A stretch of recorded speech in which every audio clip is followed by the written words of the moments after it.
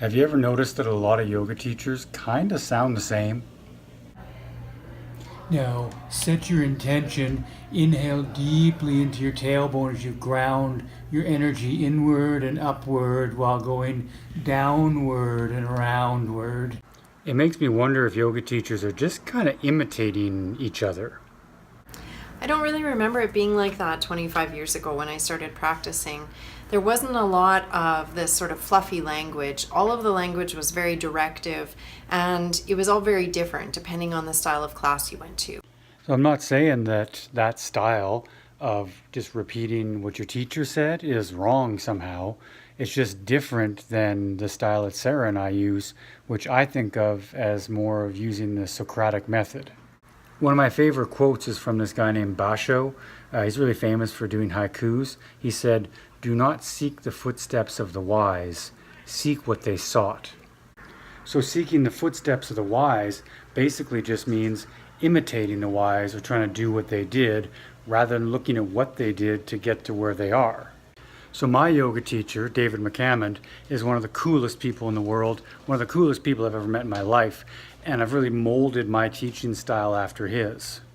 Students who take classes with David will often tell me after taking the class, "Now you make more sense to me." Sometimes when I'm taking a class with him, I hear him give an instruction, and I think to myself, "Hey, wow, we're thinking the same thing." Or maybe you just stole that idea from your teacher so long ago that you forgot it was his. For a little while there, I think I even started to walk like him.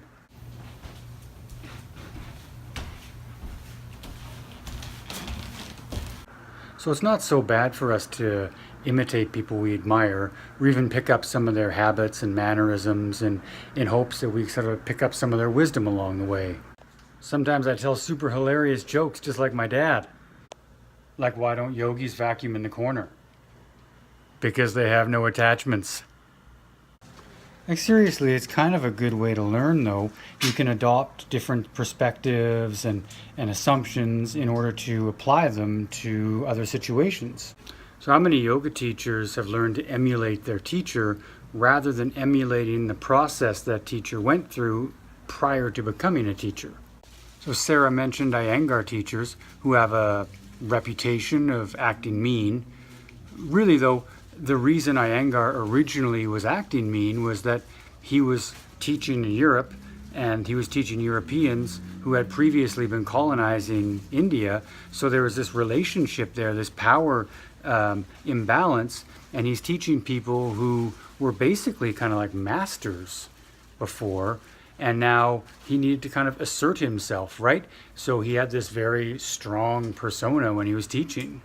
Patabi Joyce has said, he really only teaches what his teacher taught him, that he hasn't really added much or modified the postures very much along the way. So this would be what I would call a mimetic style of learning and teaching, where you're basically acting like a mime and just repeating the instructions that you've heard before on the assumption that those instructions must be really good. Like I said before, I don't think that's necessarily such a bad idea. It's just not the only way. Another way would be sort of a more Socratic method of teaching, which involves a lot of questioning our assumptions, wondering why we do the things we do, and why we're doing them the way we're doing them. It involves digging into our beliefs and our practices and pushing each other a little bit, which is not always the most pleasant and uplifting thing to be doing. It's kind of a critical approach, and because it's critical, it tends to put people off. One of the mannerisms I picked up from my teacher that I know I have is when he makes a statement, instead of making it in a didactic way, as if to say, like, "This is correct," he'll say something and then raise his eyebrows like this, as if to say, "But what do you think?" So let me know what you think. I'd love to hear from you. Leave me a comment. Let me know, what do you think? Do your teachers teach mimetically? Have you taken a class from your teacher's teacher? Or are they teaching more Socratically, asking you some questions, digging into stuff, asking questions of themselves, changing it up all the time? They give you one instruction, next week they're giving you something completely different. You know why? Because they changed their mind. Or they want you to change your mind. Thanks for watching, everybody.